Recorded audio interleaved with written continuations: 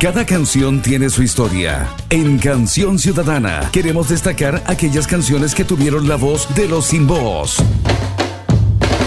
Viviana Martínez y Alejandro Miqueles serán los encargados de llevarnos por este viaje. Desde este momento cambiará la forma de escuchar esas canciones que cantaste más de alguna vez. Por Comunitaria Radio, Canción Ciudadana. Una historia, una canción.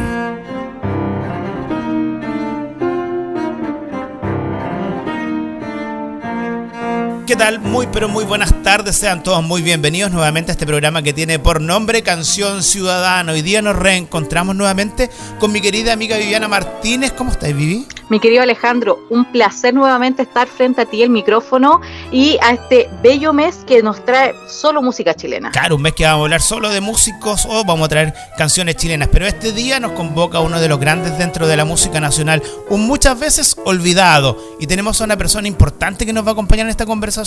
Rara vez traemos invitados, pero esta vez nos va a acompañar una persona importante dentro de la música y dentro de saber de este artista que vamos a hablar. Viviana Martínez, lo presenta a usted al cantante que nos va a acompañar el día de hoy. Sí, debo confesar primeramente que yo era súper ignorante de la vida de este gran autor, pero escuchando hoy día, escuché mucho sus baladas, escuché también esta parte más sinfónica que tiene y me encantó.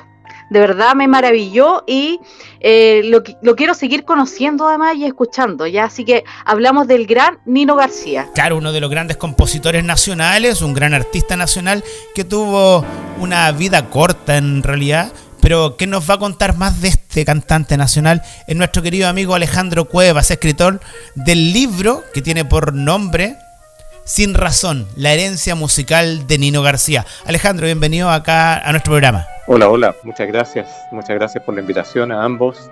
Encantado de hablar con ustedes, encantado de hablar, por supuesto, de Nino García, de su trabajo, de su trayectoria, de su vida en general tan sufrida igual, pero de todas maneras un ejemplo de ser humano a mi juicio. Claro, tenemos hartas historias que contar de Nino García, tenemos harto paño que cortar también con respecto a este cantante nacional que muy poco se sabe de su vida, y qué mejor que hablar con Alejandro, que se dedicó a estudiar la biografía de Nino Enrique García Núñez. Nació en Valparaíso un 29 de septiembre del año 1957.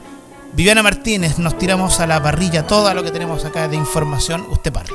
Sí, a mí yo quiero destacar también, tal como lo había señalado al principio y con los aportes que nos va a hacer también Alejandro, esta beta multifacética que tiene este gran, entre que es cantante, compositor, cierto, orquestista, arreglista, y yo quiero destacar también esa parte de los arreglos musicales que traen consigo, no sé, para mí me deja un dejo así como casi de perfección, como una dulzura y una dedicación que hay detrás de ello.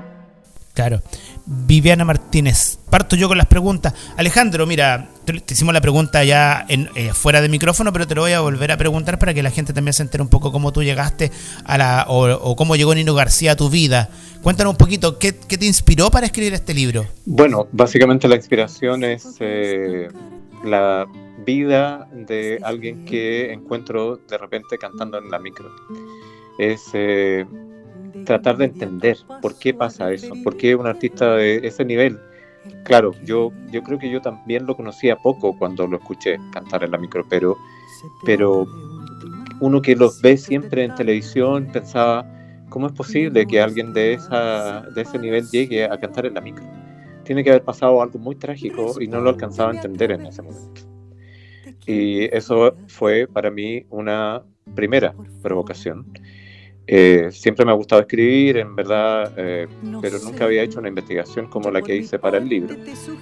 Pero ocurrió otra cosa, además, que yo tengo un primo, en segundo grado, digamos, pero primo al fin, Romilio Orellana, que es concertista destacadísimo de Chile, y él alguna vez le tuve que comprar un CD, digamos, más que por supuesto tener que comprarle un CD, le compré gustosamente un CD y de su trabajo, y en este CD venía una dedicatoria a Nino. Cuando me pude encontrar con él le pregunté por qué, y ahí me contó que él estaba casado con Marisol García, hermana de Nino, y que a Nino lo había conocido por muchos años antes de su lamentable partida. Eso, entonces son dos provocaciones, de alguna manera, claro, con alguna distancia en el tiempo, diría yo un par de años, y por supuesto una invitación a tratar de desarrollar la historia, que un buen amigo un día me dijo, si quieres escribir algo sobre Nino, yo te financio eso. Y ese amigo, tengo que mencionarlo, ustedes me disculparán, se llama Rodrigo Salinas. Y el Rodrigo entonces me financió esta posibilidad de hacer una investigación, de imprimir el trabajo que resultara de eso, y es así como nació este libro que se llama Sin Razón, la herencia musical de Nino García. Es un libro bonito. Yo tengo la oportunidad de tener uno de los ejemplares de este libro, que me lo regalaste tú, Alejandro, que aún tenemos pendiente la dedicatoria al libro, pero lo tenemos súper pendiente. Fue un encuentro con Alejandro súper rápido para que me entregara el libro, y dentro de esto debo confesar también, cuando Alejandro me entregó este ejemplar, me lo regaló con un single de Nino García en disco de vinilo, y ahí está guardadito, ahí con mucho cariño está guardado. Qué bello. Que, gracias, Alejandro, por ese presente. Metámonos de lleno a la vida de Nino García, po. Un cantante, compositor, concertista. ¿Tú por dónde tendrías que tomar la historia de Nino García, Alejandro? ¿Cómo la partimos? ¿Cómo comenzamos a contar la vida de Nino García? Yo creo que por más esperable que suene, yo creo que hay que partir desde sus inicios, digamos, como esta maravilla que a mucha gente le impresionaba. O sea, su padre particularmente en algún momento ve que sus hijos tienen tendencias musicales y los mete a estudiar música, pero Nino supera inmediatamente todas las barreras, digamos. Entonces hay un mismo profesor en Valparaíso que dice, yo no tengo nada que enseñarle a este niño porque ya sabe todo, digamos. Él es un prodigio. Entonces Nino supera las expectativas. Sus hermanos son muy talentosos, ciertamente, pero Nino está fuera de rango. Entonces él empieza a descubrir eso, y también, pasa esto de que está tocando Isidor Handler en la Orquesta Sinfónica de Viña, en la Plaza de Viña, y Isidor Handler mismo le pregunta a Nino qué están tocando y en qué tono, qué sé yo, y Nino sabe todo. Y entonces es invitado a ser director de la Orquesta Sinfónica de Viña del Mar, y lo hace increíblemente. Y pocos años después, en algunos programas de Canal 13, digamos, estoy hablando de 1976, 1977, Nino ya está dirigiendo la orquesta también. Es muy impresionante que un niño que en ese momento, claro, tenía solo 20 años, ya estaba a ese nivel. Y bueno, lo que viene es esencialmente en esta primera etapa lo que podríamos llamar todo muy ascendente, muy sorprendente, y que todo el mundo se empieza a maravillar y todos corren la voz respecto de esta fantástica capacidad que tiene Nino de arreglar, de componer, de superarlos a todos con su conocimiento. Y entonces, viene gente como Antonio Prieto, como Pablo Salvatore, como, extraordinariamente el trabajo con Willy Bascuñán, como Antonio Zabaleta. Todos quieren pedirle arreglos a él, siendo, como decía, todavía un niño. Entonces yo creo que es una etapa muy linda, de alguna manera, muy promisoria, y nos permite descubrir este prodigio, como dije antes, que era Nino, para empezar a descubrirlo un poco. Por supuesto, en algún momento de tanto hacer el arreglo, él se cansa y también quiere empezar a trabajar por él mismo, para él mismo. Y es así como fundó Casablanca, pero no sé si queremos ir a eso todo. Sí, vamos a ir a Casablanca luego, pero vamos a conversar un poquito más también, porque él, aparte de ser un arreglista, y trabajó para muchos músicos, y no importaba el género musical, estaba metido dentro del pop que había en ese tiempo, que era Frecuencia Mod, trabajó con De Quirusa, una de las bandas del hip hop nacional importante, con Fernando Ubiergo, con Simonetti, con Guillermo Rifo. Y interrumpiendo también, Alejandro, esa incursión que hizo con los bochincheros, yo quedé también así impactada, porque en realidad como esa versatilidad, llamarla así, y lo que tú señalas de que esta cosa como de niño prodigio, también es impactante. Así que yo quisiera mencionar también que en relación a esta diversidad que hay musicalmente y estas composiciones, arreglos y también que fue cantautor, no representó en la OTI, y yo estaba escuchando también este disco póstumo que sacó la Universidad de Chile en relación a sus arreglos y a esta música más docta, más clásica, que también me impactó y la encontré hermosísima. ¿Cuáles crees tú, Alejandro, que puede ser un legado tan importante que marcó, querido Nino? Mira, es difícil, yo creo, definir esta historia, acotarla, digamos, porque para mí, finalmente, y perdón que vaya a la esencia fundamental de lo que significa el Nino para mí, yo creo que él era como un ser corpóreo lleno de música adentro. Y esta capacidad lo lleva, como mencionabas, a hacer música para niños. Ahí trabaja primero con el quinteto Hindemith y después con el sexteto Hindemith, al que es invitado formalmente a trabajar. Pero ahí entonces ya conoce a Emilio Donatucci, que es quien conoce a el tío Memo de los Bochincheros, y ahí se hace la mezcla. Entonces el tío Memo pregunta por ahí quién le puede dar un consejo. Emilio Donatucci dice, el favorita de Hindemith, ciertamente, le dice: yo les recomiendo a este niño, digamos, y este niño es el que empieza a hacer estos prodigios que están por tantos lados. O sea, ustedes lo mencionan, pero que aquí hay tantas cosas adicionales. Hay una composición para Sol Tardío, la teleserie de Televisión Nacional, la primera teleserie que hizo Arturo Villagrán cuando volvió, que también fue composición de Nino. También hay un trabajo con María Pastora Campos, que es la tía Pucherito, para quien también el Nino hace los arreglos de su primer trabajo en vinilo, y en realidad el único que hizo la tía Pucherito. Entonces hay tanto que decir. Mencionaba Antonio Zabaleta, que hizo un disco a O'Higgins, y todo es también trabajo de Nino. Está este disco Mujeres de Chile de Bolívar Cuñán, que todo es trabajo de Nino. No sé, y después ustedes, claro, también lo mencionan, viene de Quirusa de los años 80 con los arreglos de los bronces que hizo Nino. También está el tercer trabajo de los Bochincheros, que en ese momento era para el programa Éxito, con el tío Memo, que ya en ese tiempo solo, pero también con los arreglos de Nino. No sé, yo creo que uno no podría no terminar de mencionar la cantidad de cosas que hay ahí y lo ecléctico, efectivamente lo variado que fue su trabajo a todo nivel, digamos, porque en definitiva lo que él quería era meter más sinfonía en la música popular, sí, darle un toque adicional a la música. Y con eso él empieza a topar, en realidad, porque él le pide: no, yo quiero esto bastante simple, nomás, no te preocupes, digamos. Él quería ir más allá y ya empiezan a decirle que no se necesita tanto, digamos.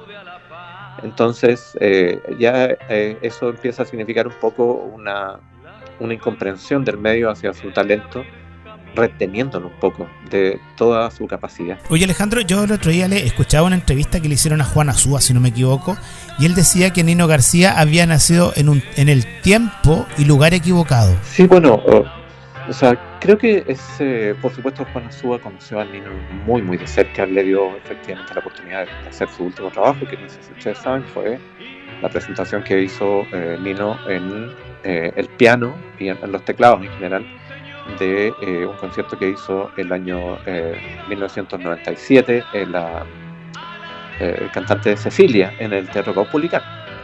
Ese fue el último trabajo formal de él. Sí.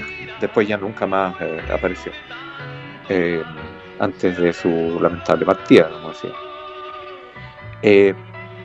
Yo creo que Juan Azúa sabía de lo que hablaba. Yo en particular tengo la sensación de que el mismo Nino nunca quiso irse. Él nunca quiso salir, a pesar de que hubo otras oportunidades. O sea, ahí, por ejemplo, en el Festival de Viña, donde él dirige la orquesta en algunos momentos, a finales de los años 70, reemplazando a Horacio Saavedra, y sin que se sepa mucho, en verdad, visto por Braulio, por ejemplo, que gana, ¿sabes? Si ustedes recuerdan el Festival de Viña ahí en algún momento con A tu regreso a casa. Y Braulio queda muy sorprendido y se lo lleva, realmente lo lleva a la gira que él tenía planeada después del Festival de Viña por Centroamérica, por ejemplo, y Brasil. Y él hubiera querido, por supuesto, quedarse con él, pero Nino no quería estar aquí, quería estar en su tierra.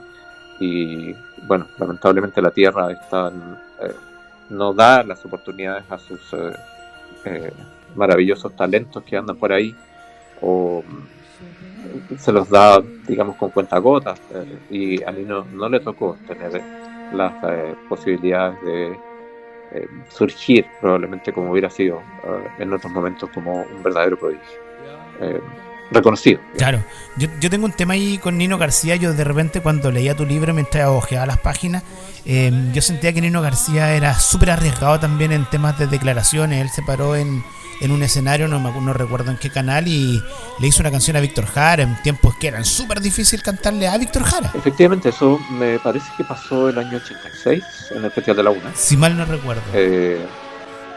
Y claro, la canción en sí no dice nada, no menciona a Víctor, pero él se la dedicó. Claro. Entonces eso, claro, le costó que cortaran la transmisión y efectivamente se fueran a comerciales y Nino fuera expulsado de Televisión Nacional. Afortunadamente, digamos, de alguna manera no le pasó nada más en un tiempo muy, muy difícil. Sí, así es. Pero claro, fue un riesgo muy... que habla un poco de ese tremendo ser humano que yo mencionaba al principio. Yo creo que Nino no solo era un gran músico, sino que era una tremenda persona. Ahí hay que hablar un poco de lo que hizo por María Paz Santibáñez, ¿no? Claro. De la paz y la guerra. Claro, oye, vamos a hablar de María Paz Santibáñez también, pero hay otros temas que tienen que ver con Nino García, porque muy poca gente conoce a él cómo era con sus compañeros de universidad. Yo recuerdo que hay también dentro de tus páginas que cuenta la historia que Nino García en algún momento a sus compañeros les cambiaba las partituras, algo por ahí era. En realidad a él le gustaba jugar, esencialmente era muy juguetón con todas las cosas, ¿no? Le gustaba molestar musicalmente. Esto incluso es sabido que tocaba, él dirigió la orquesta cuando estaba Raikkonen en el Festival de Viña. Y le cambiaba algunas notas, ¿no? Y hacía enojar a Raikkonen, ¿no? Pero eso, era un niño jugando ahí a la música, y también, no sé, puedo mencionar otra cosa que he sabido. Por ejemplo, Nino hizo los arreglos para los Guasos Quincheros en algún momento de un álbum que ellos tienen del año 77, y se los puso en tonos muy altos, a los que a ellos les costaba llegar, pero a él le daba mucha risa. Entonces lo grabaron igual así, y ellos pensaron, claro, él es el maestro, nosotros hacemos lo que podemos, pero a él le dio mucha risa. Eso, él lo hizo a propósito. Entonces, esto de que le cambiaban las partituras a sus colegas en determinadas situaciones, ciertamente, digamos, es algo, pero era parte de su espíritu lúdico.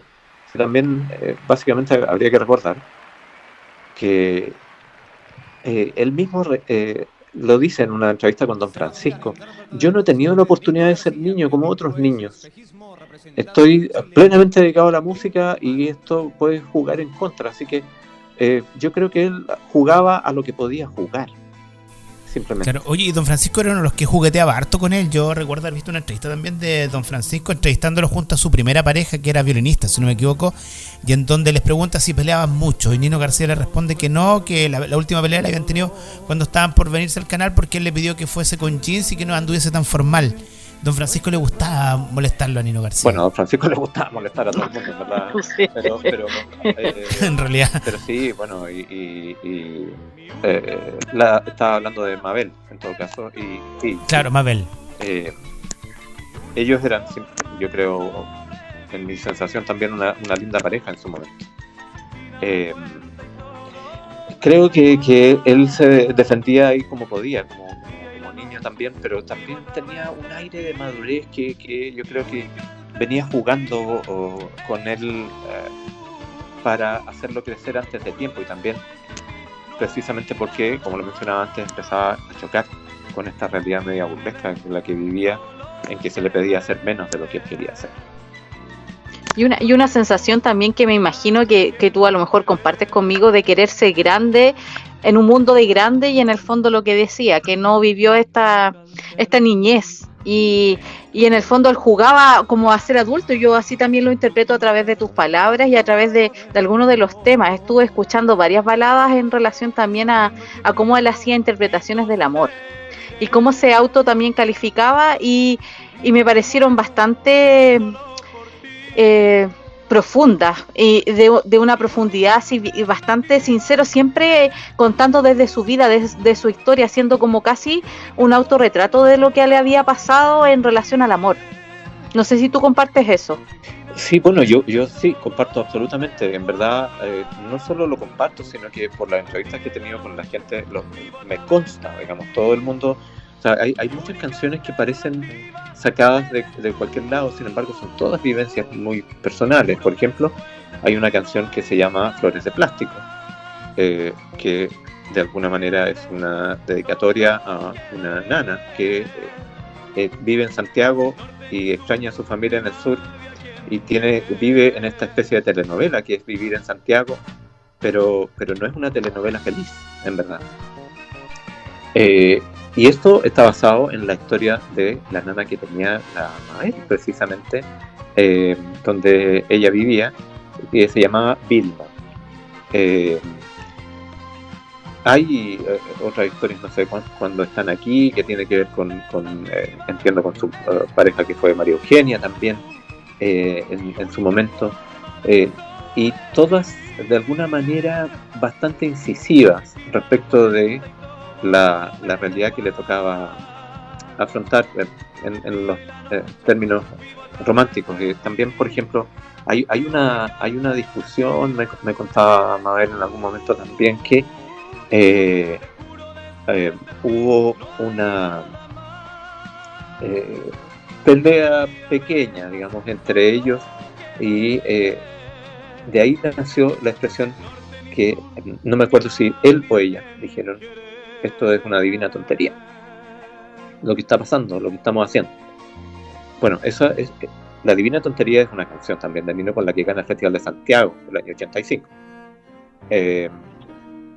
Entonces, todo efectivamente es, por más liviano de alguna manera que suene en su ámbito, son canciones, a todo esto, muy sinfónicas.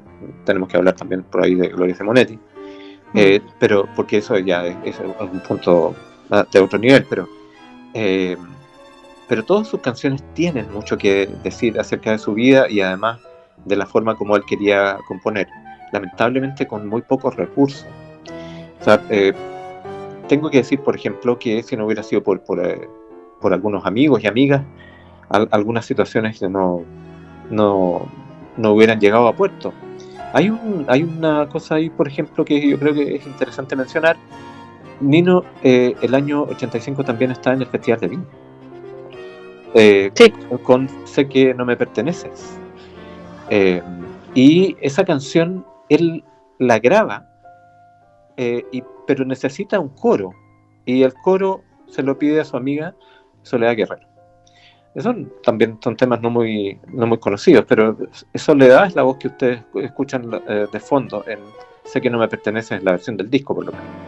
Y el disco ese nunca, o sea, fue una producción personal. Nunca tuvo una galleta formalmente hecha. Todas están hechas a mano. Si ustedes encuentran por ahí ese disco, está todo hecho a mano. Entonces es muy rudimentario, muy artesanal todo lo que puede hacer el Nino por su propio trabajo. Y de hecho, trabajar en estudio siendo tan caro como era, la única forma que él tiene de costear eso es cediendo. Es decir, le dicen: hazme estos arreglos y yo te presto el estudio esta noche. No sé.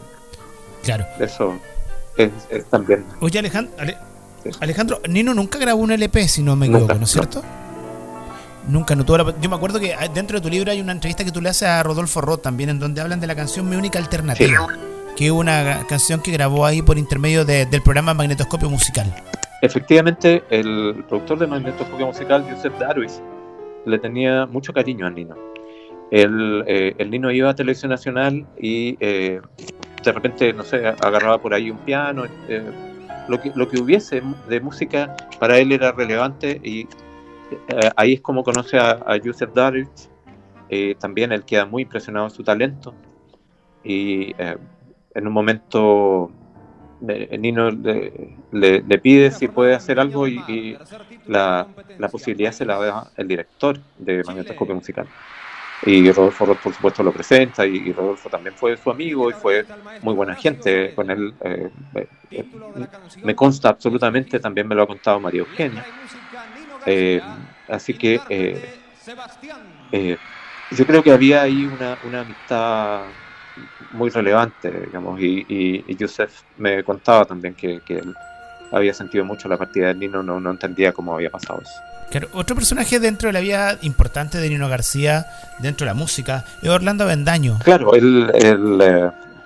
Don Bills, que le decían a Orlando Avendaño, que era parte del quinteto Hindemith original, el sexteto Hindemith que graba y música, y que se sorprende también con el trabajo de Nino. Me contaba cuando conversé con él que hubo un momento, por ejemplo, que Nino no sabía nada de charango, y Orlando Avendaño tampoco, pero tenía ahí el instrumento. Entonces Nino lo toma y le dice, ¿lo puedo? Y empieza a sacar las notas, y en media hora ya estaba sonando algo que tenía todo el sentido. Entonces Orlando Avendaño también estaba muy maravillado. Y así es como él le pide componer un par de piezas para el disco de música, que es un disco maravilloso. Yo no sé si ustedes han tenido la oportunidad de escucharlo, pero yo creo que vale la pena. De todas maneras, está en YouTube completo, ¿no? En todo caso, y bueno, Nino está siempre al piano, pero hay dos composiciones que son de él. Mira, a mí estábamos conversando. Viviana, dígame. No, quería hacer mención de que hablando dentro de las últimas composiciones, presentación y todo lo demás, este rescate que hace a través del disco, de este disco que hace este homenaje, Sinfonía Democrática, que yo alcancé a escuchar alguna de sus piezas y lo encontré maravilloso. Creo que está a la altura de cualquier otro compositor mundial, y que trae, yo creo que consigo también, más allá de este ya desencanto que podría haber tenido Nino con todo lo que significa el mundo, en relación al mundo en la música principalmente, y cómo él se ve enfrentado a cómo querer adaptarse no a este medio. Yo creo que hay que escucharlo también, hay que ponerle oreja, y creo que habla también de todo esto, de sus últimos días, de sus últimos pensamientos, últimas composiciones, así como Violeta. Yo creo que va para allá, tiene ese sentido. Yo no sé si tú piensas lo mismo, Alejandro. Bueno, me tomo primero para hablar un poquito, ya que mencionas la expresión, las últimas composiciones de Violeta Parra también fueron arregladas por Nino. Sí, por eso lo mencioné. Todavía no se podían publicar. Y bueno, se publicaron con sus arreglos. Y hay una generación completa de los años 70 que no tenía el disco de Violeta Parra original, sino que tenía que tenía estos arreglos de cuerda. Me sumo. y bueno, yo no pude tenerlo, porque yo lo vine, o sea, lo tocaban en la radio así un poco, por lo menos un poco. Pero he venido a escucharlo con el tiempo, y se dan cosas muy, muy extrañas con ese disco, porque no fue publicado nunca íntegramente en vinilo. Yo tengo una edición española y una edición chilena, y tienen canciones, algunas repetidas, pero otras agregadas, digamos, en las distintas versiones. Bueno, eso es una cosa yo creo que es relevante de mencionar. Y respecto de tu pregunta, yo creo que el Nino, claro, va chocando contra el mundo, y nos vamos a saltar un poco una etapa. El año,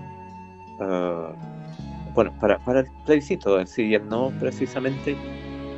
No sé si ustedes saben, pero a mí me contaron varias personas que él siempre trató de estar en algunas de las manifestaciones, estuvo ahí, pero trató de cantar y nunca pudo subir a cantar. Entonces, porque se supone que él quería también poner un piano y eso estaba complicado, digamos. Pero entiendo que no pudo hacerlo. Y entonces yo creo que eso también era un poco un golpe para él, en su estado en que él quería apoyar el regreso a la democracia. Pero después de eso, entonces él compone la Sinfonía Democrática, que claro, tiene unos movimientos que reflejan un poco cómo funcionaba Chile, cómo era el multicolor, este Chile de diferentes tonalidades que están ahí presentes en la música, hasta que llega un poco una cosa más fúnebre, que claro, es el golpe militar, pero entre medio de eso, Nino coloca de manera muy sutil y muy bonita, en mi juicio, a Violeta y a Víctor. Sí, como parte de... Y de repente algunas otras cosas que, claro, yo soy un seguidor de la música, no soy un experto. Seguramente hay muchas más cosas que están, no sé, me imagino que Nino siempre quería colocar de alguna manera a su querido Mahler, no sé, o a Mozart, y de alguna manera tiene que haberlo hecho, pero ¿dónde está en cada una de esas cosas? También debería ser un interesante análisis que uno podría darse en algún momento. La Sinfonía Democrática, con esto cierro la idea, en algún momento el Nino queda tan decepcionado de la democracia, ya empieza a ver cómo en realidad esto resulta ser una especie de repartición de cuotas de poder, que le cambia el nombre y le pone Sinfonía Fragmentaria, y eso probablemente también sea una demostración de su carácter, digamos, a donde él quería ir y a donde no podía ir, y también el hecho de hacer, fíjense, de alguna manera, canción de protesta sinfónica, que es una cosa, yo diría, de alguna manera impensable para nuestro tiempo. Claro. Oye, estamos con... Una conjugación rara. Claro. Oye, estamos conversando con Alejandro Cuevas, escritor del libro Sin Razón, la historia musical la herencia musical de Nino García. Y estamos hablando de este gran compositor, artista nacional. Lo estamos recordando en este mes de octubre, mes de la música nacional, en donde es bueno resaltar a artistas que no están... Yo el otro día hablaba en el canal de televisión de la radio y yo me preguntaban con respecto cómo vería yo a Nino García en este tiempo. Yo, si lo mirara, y delante la Ivana hizo la comparación, para mí es el símil de Violeta Parra, pero de la década de los 80. Para mí Nino García es ponerlo en ese pedestal, en estos momentos. Si yo tuviera que decir, ¿sabes qué? Hay personas importantes, está Violeta Parra, después viene Nino García dentro de la música y la forma en que trabajó. No sé si ustedes están de acuerdo conmigo. Bueno, en mi caso, resulta ser un poco inobjetivo, digamos. Yo le tomé un inmenso cariño a Nino. Le tengo una admiración muy profunda, entonces por supuesto que estoy de acuerdo con eso, digamos. Pero creo también, y lo mencionaba hace un instante, yo no soy un experto en música, solamente la percibo como valiosa. Percibo también al ser humano que hay detrás, y eso a mí me conmueve y me invita siempre a conversar, como lo estamos haciendo ahora. Y yo creo que ahí está, Violeta Parra, Víctor Jara y el Nino. Pero yo creo que Violeta, claro, en vida no fue lo suficientemente reconocida. Víctor, yo creo que comenzaba a ser reconocido y ha sido muy reconocido con posterioridad, y su música se estudia, igual que la de Violeta, pero lo de Nino todavía está ahí al debe. Yo creo que María Eugenia, por ejemplo, ha hecho un bonito esfuerzo el último tiempo en facilitar las partituras de Nino para algunos trabajos, y en particular el caso de la Sinfonía Democrática, que fue reestrenada hace poco en la Universidad de Santiago. Beatriz Bertolt hizo todo un proceso de estudio del trabajo de Nino y se dedicó entonces y estrenó esta Sinfonía Democrática, por lo menos en algunos de sus partes, y publicó además un disco de vinilo, que es un disco maravilloso. Creo que es la única, y ahí me retomo del tema planteado anteriormente. No hubo un LP de Nino García hasta esta publicación, que es de este año, de hace un par de meses. Sí, yo también comparto. No, yo también comparto eso de esta cosa de ser no reconocido y estos homenajes póstumos, que en realidad también lo hemos conversado con Alejandro en el programa. Tenemos mucho al debe con grandes artistas nacionales y que en el fondo no son reconocidos dentro de su trayectoria, y que llegan en estos momentos donde casi los perdemos y que son un gran aporte y que nos resaltan en relación a la música nacional. Y yo creo que este choque cultural, quizá por llamarlo de cierta manera, o con la realidad, entre Violeta y Nino, viene a darse siempre con grandes artistas, y los grandes artistas son súper incomprendidos dentro de su época, son tachados de locos, y lo podríamos llevar y extrapolar a muchas de los artes, desde la música, desde la pintura, desde la literatura, etcétera, y son aquellos que no encajan en su momento, pero gracias al no encajar en su momento, es cierto que tienen esa esencia de grandes creadores y de grandes pensadores, y yo creo que gracias a Alejandro, tu libro, y el puntapié que tú diste para iniciar esta relación que uno tiene un poco perdida con Nino García a través del tiempo, recordarlo solamente como en episodios, para mí era eso, el de la orquesta, el que estaba en el Festival de la Una, y esas cosas como mucho más mediáticas que uno ve, pero que nos traen en realidad otra persona, el compositor, el ser sensible, y este legado importantísimo que nos ha dejado hasta el día de hoy. Claro, oye, dale Alejandro. Sí, bueno, yo creo, ¿no?, que hay vamos a insistir un poco en eso. Esta deuda pendiente de reconocimiento al trabajo de Nino ha venido un poco a ser saldada, o a comenzar a ser saldada con las publicaciones de algo de su música docta. Hay un trabajo ahí también de la Universidad Católica del Paraíso, por ejemplo, que es muy bonito, en la publicación de una de las partituras de Nino, que también contó con el trabajo de María Eugenia. Y bueno, la publicación de este vinilo y del trabajo de Beatriz Bertolt también parte de eso. Lo que yo hice, en realidad, lo hice buscando de alguna forma unir tantos pedazos aislados que había de la historia de Nino, y también tratando de recopilar todo el trabajo que hay de él en discos. Sin embargo, después de la publicación, por supuesto, me han aparecido muchísimas otras cosas, y me impresiona que todavía probablemente tenemos muchas cosas que descubrir. Me parece que ahí, por ejemplo, hay un cantante, yo no he podido encontrar nada acerca de él, que se llama Luis Nostroza. ¿A ustedes les suena? Pero sí. Luis Nostroza, un amigo en un momento encontró un disco con los arreglos de Nino, o sea, un single. Y es tan, o sea, me imagino que hay otras cosas así que están perdidas por ahí y que todavía nos corresponde encontrarlas, ¿no? Pero ojo con esto también, que creo que es relevante.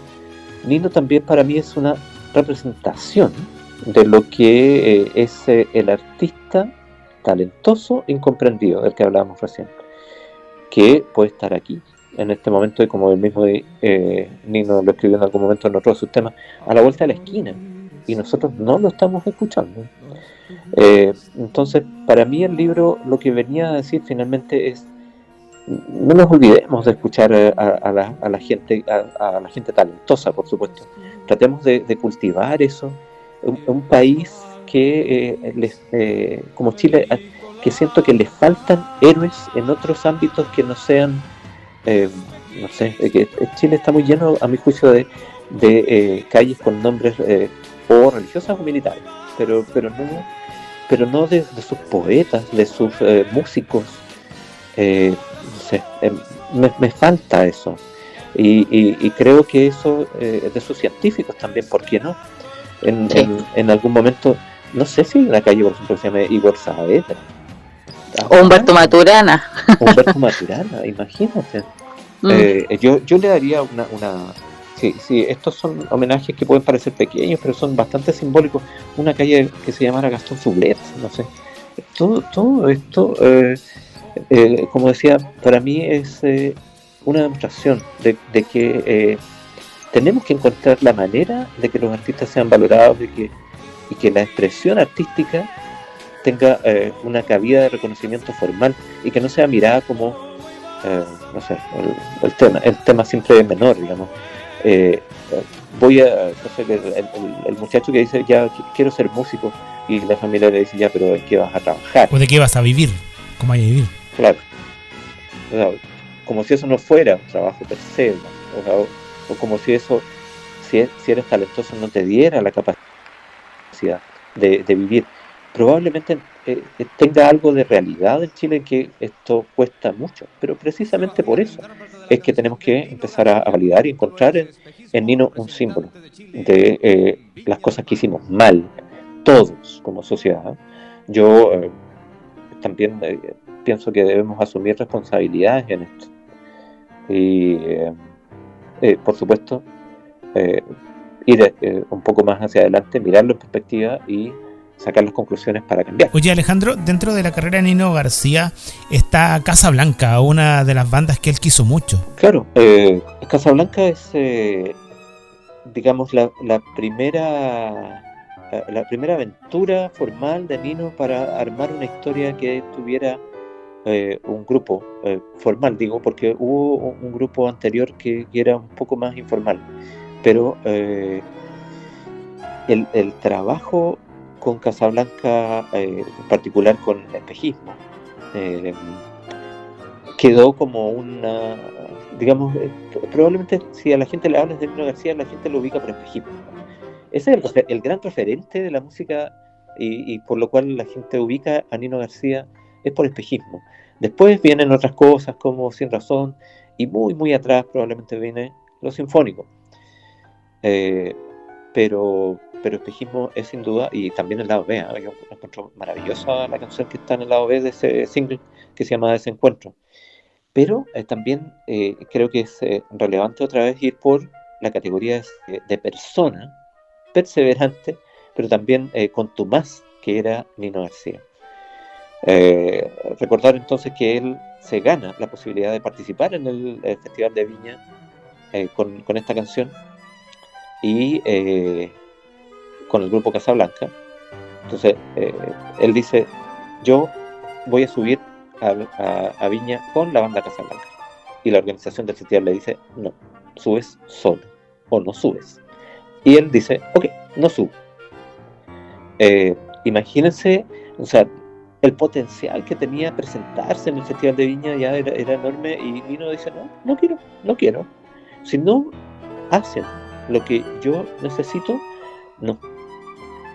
Entonces, claro, Sebastián termina, este muchacho que cantaba también, que ya tenía algunos éxitos en particular por su participación en Sábados Gigantes, pero también tenía unos éxitos solistas, que en verdad yo nunca he podido saber cómo es que él llega a ser, no sé si designado por Nino o designado por la organización del festival para cantar esta canción, que finalmente, claro,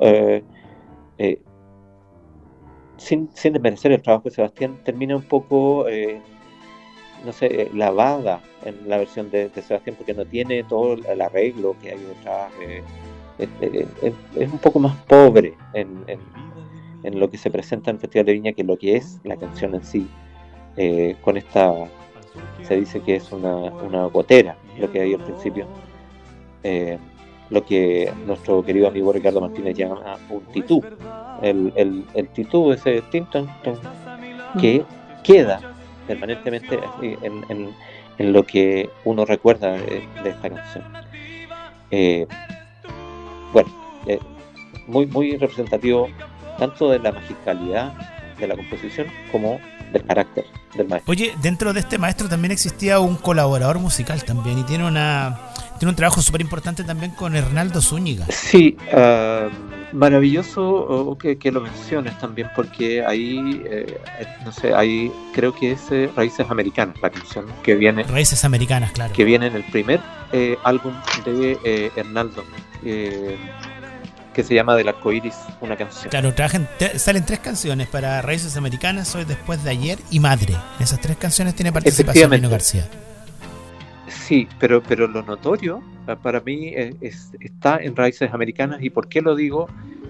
Porque si tú buscas la canción Raíces Americanas, también un clásico de la música que salió de la voz de Hernaldo y el talento enorme de Hernaldo Zúñiga, en la versión del Arcoíris, una canción trae 30 segundos al inicio de piano de Nino, cosa que pues fue mutilada en las versiones posteriores. Entonces, ahí hay una cuestión muy fundamental. El Nino quería mezclar toda la música, entonces decía, ya, mezclemos esto que es Raíces Americanas, que tiene algo de música andina, pongámosle piano. Pero después se lo quitaron. Entonces, la única posibilidad que tienes de escuchar Raíces Americanas en su versión original está en el primer LP de Hernaldo. Después ya no existe eso. En los grandes éxitos de Hernaldo está la versión sin piano. La versión remasterizada. Claro. También, que ahí ande la cortan. Efectivamente. Otra vez, yo creo que eso debe haber sido gran dolor para mí. Claro, y él tenía un tema con eso, que siempre lo estaban cortando. Cuando participaba en la televisión nacional, siempre le cortaban las canciones. No, o sea, que tú vayas a salir 30 segundos solamente, no da para más. Y él ese ya empezaba a molestarse con los productores. Claro, efectivamente ahí le daban menos tiempo del que quería. O sea, aquí otra anécdota. Cuando Nino descubre que el estándar de las canciones populares es de 3 minutos, él queda muy asombrado porque piensa que no es posible darle en 3 minutos una extensión suficiente a una canción para contar una historia. Es muy poco. Y construye una canción que se llama 3 minutos, yo no sé si ustedes la conocen, y esta se la construye a Cristina, la hija de Miriam von Schrebler, del dúo Sonia y Miriam. Cristina participa en la selección nacional de la OTI con esta canción en el año 1981. No gana, pero esa canción también queda como una de las grandes composiciones de Nino. Y con los arreglos de Nino es una canción muy bonita. 3 minutos se llama.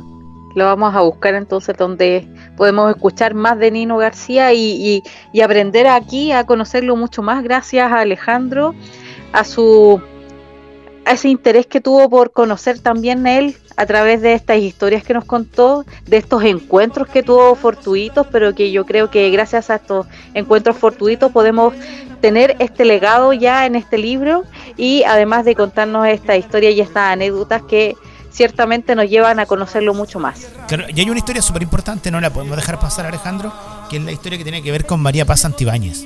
Yo creo que esa es una de las historias maravillosas dentro de la música de Nino García. Sí, bueno, a ver, confieso algo. Siempre que tengo que contar esta historia, a mí se me pone un poco la piel. Sí, por supuesto. Porque es otra vez la demostración de la humanidad de esta persona que se llamaba Nino García, de la genialidad y humanidad de él.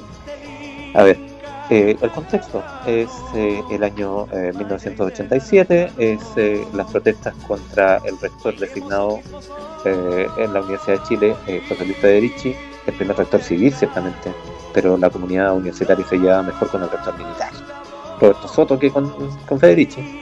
Bueno, Federici empieza a jibarizar la universidad y la universidad se levanta contra él y hay un paro que dura muchos meses. Yo estudiaba en ese tiempo, claro, en la Chile, y yo estaba ahí cuando pasó esta historia en que hay un carabinero que dispara de manera horizontal, de manera muy irresponsable, y le da a María Paz Santibáñez. Claro, al principio no sabíamos bien qué había pasado, pero con el tiempo lo que ocurrió es que María Paz estuvo ciertamente a punto de perder la vida, pero queda con algún déficit de movimiento, y ella era estudiante de piano de la Facultad de Artes de la Chile. Nino se preocupa por esto, sabe de esto. María Paz además es compañera de universidad de sus hermanos, y empieza a ir a verla al hospital. Habla con los doctores, pregunta qué es lo que pasa, qué es lo que él puede hacer. Y entonces cuando ella despierta, cuando se descubre ya un poco cómo están actuando sus manos, él le empieza a componer cosas específicas, ejercicios específicos, para que esas manos puedan empezar a moverse de a poco de nuevo y retomar la senda de la música y su piano, tan querido por Nino y tan querido por María Paz. Y este hermoso trabajo de ayudar en su recuperación es lo que nosotros podemos valorar en el tiempo, porque María Paz, claro, termina siendo una gran pianista, avecindada en Francia en este momento. Ha venido a dar a Chile algunos conciertos, pero María Paz se recuperó completamente y Nino ayudó ciertamente a esto. Estuvo con ella en una presentación que se hizo para recaudar fondos para la Radio Umbral el año 1988. Hay una presentación en vivo ahí que también es una fantástica presentación en que María Paz toca algo de lo que puede tocar en ese momento, el derecho de vivir en paz, con arreglos de Nino García para lo que ella estaba viviendo en ese momento, como digo, lo que para ella era posible tocar. Y Nino después también toca precisamente La Paz y la Guerra en vivo, esa canción que le dedicó a ella. Una linda historia detrás de maravillosa, lo que estábamos hablando.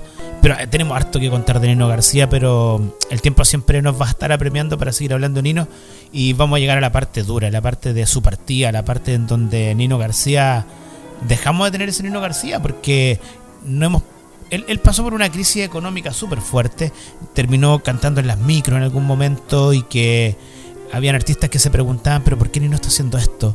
Y era porque le gustaba tocar música, a él le gustaba ser parte de estar en contacto con la gente. Yo creo que hacía más eso. ¿Tú tenés la misma percepción, Alejandro? Sí, bueno, yo creo que efectivamente él, ojo que en el tiempo de la dictadura él se va a vivir a La Victoria.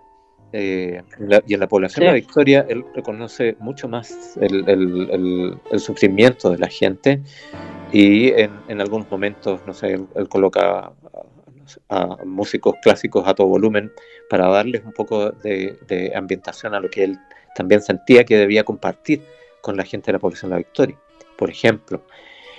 Y él, además, en algún momento, ya hacía hartos años que había renunciado a estar con la gente de la televisión, encontraba que era un mundo falso, un mundo de aprovechadores, de lo que hablaba en algún momento también Juan Azúa, que Nino era capaz de percibir a la gente simplemente mirándola. Y entonces, como había descubierto que el mundo de la televisión tenía tantas aristas terribles, él ya había renunciado a eso, pero eso le había costado también el ostracismo por el otro lado, digamos. O sea, que si él no quería componer para alguien, efectivamente también se le cerraron todas las puertas. Entonces, es un círculo vicioso que termina haciendo que él no tenga trabajo, que sus posibilidades de expresar su música sean muy pocas, y bueno, en los últimos meses antes de su partida, él compone de manera, incluso yo diría casi febril, una cantidad de obras sinfónicas, ojo con esto, en ausencia de los instrumentos. Él había logrado, María Eugenia había hecho un trabajo ahí y le consiguió un piano, pero los demás instrumentos no, o sea, él los componía todo en su cabeza.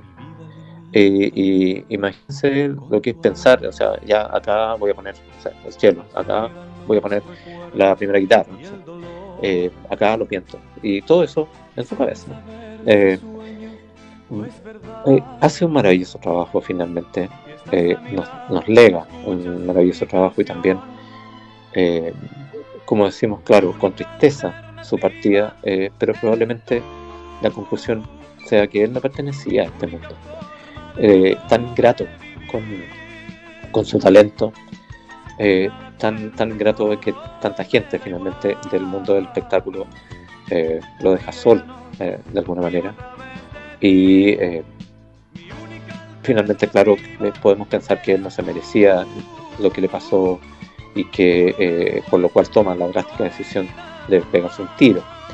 Pero también yo creo que al final, voy a reiterar esto que dije hace un rato, tenemos que sacar la mejor cuenta de esta terrible situación, que es replantearnos siempre, pensar que hay que dar oportunidades, pensar que hay que abrazar los talentos y potenciarlos, digamos. No nos podemos quedar simplemente en la pena, hay que sacar lo bueno de lo triste que pasó. Rescatar lo bueno que tenemos de nuestros músicos a nivel nacional. Viviana Martínez, Alejandro Cuevas, escritor del libro Sin Razón, la herencia musical de Nino García. Agradecerte por la compañía, agradecerte por abrirnos las puertas de tus conocimientos, de aportarnos un poquito más y mostrarle un poquito a la gente quién era Nino García, por qué estuvo entre nosotros, y para enseñarnos también que hay un legado musical tremendo que todavía no tenemos la capacidad de conocerlo. Les agradezco muchísimo, realmente muchísimo. Además me gusta mucho hablar de Nino, valorar su obra, mantenerlo vivo a través de estas conversaciones y por supuesto la investigación es a buscar. En YouTube hay mucho, pero hay muchas cosas que todavía no están. Llegará el momento en que yo también suba algunas de las cosas que tengo en vinilos que han aparecido por ahí a lo largo del tiempo, algunos cuentos que hizo con el grupo Hindemith, algunos otros trabajos que están medio perdidos, como precisamente, por ejemplo, no sé si está el trabajo que hizo para Cristina González, y otras cosas. La invitación, por supuesto, es a conocer, y también en este sentido a conocer la obra sinfónica, que en este momento está más que nada manifestada y disponible en plataformas digitales por la Sinfonía Democrática, grabada, también lo mencioné hace un rato, por Beatriz Bertolt, a quien le debemos mucho en la recuperación de la obra del maestro. Alejandro, agradecer tu participación. Yo creo que fue un programa extenso, un programa que no nos podíamos quitar los minutos de conversar contigo y aprender un poquito más de la vida de Nino García. Muchas gracias, Alejandro, por acompañarnos. De nada, encantado. Es maravilloso poder compartir con ustedes, y Viviana, Alejandro, se han pasado. Realmente me ha gustado mucho esta conversación y creo que, a pesar de que siento que hablamos de hartas cosas, para mí fueron como 5 minutos. Claro, fueron 5 minutos. Maravilloso. Esperamos tenerte en otro programa, porque quizás conversando de otras cosas, porque Alejandro no es solamente Nino García, es un tipo que sabe mucho de música, de compositores, y lo vamos a estar invitando en algún momento para que nos acompañe en otro programa. Viviana Martínez. Me parece, yo también me sumo a los agradecimientos, y me parece la invitación. También quería señalar que están abiertas las puertas de este programa que trata de contar estas historias que hay detrás de los músicos, principalmente de las canciones, pero quisimos rescatar a Nino García por toda esta trayectoria, por todo este legado, por lo importante que fue también para la música chilena, que fue en su momento y que sigue siendo. Nos dejó en el año 98. Pero sigue vigente a través de su música, a través del conversar de él y a través de traer su legado y conocerle más y darle esta apertura también para entender que no solo es el dueño y compositor de una canción, sino tiene mucho más a su haber, y lo quisimos traer para destacar en este mes de la música chilena. Y la calle donde vivió durante sus últimos días en la población San Joaquín lleva su nombre, Central Nino García. En 2018, y en el mismo sector, se inauguró un mural de cerámica con su figura. Para ustedes, Nino García, espejismo, en Canción Ciudadana, voces que cuentan historias. Tarde presentí tu suave existir y tu identidad.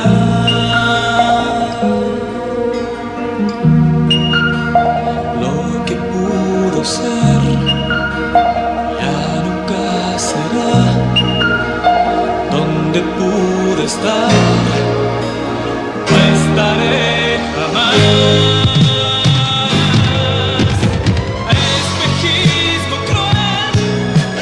Los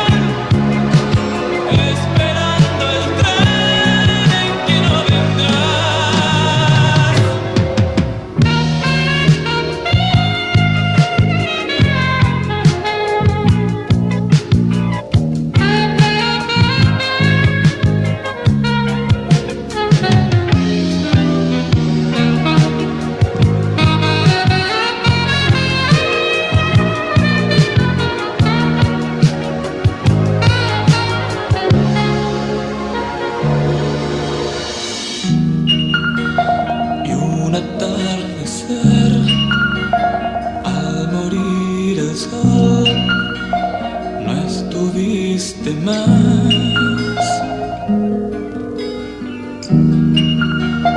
Pregunté por ti a la oscuridad y el asfalto gris me dijo la verdad. Espejismo cruel, loco fui tras él. ¿Cómo ibas a ver qué espejismo fue? Y ahora solo estoy en la fría estación, esperando el tren en que no vendrás.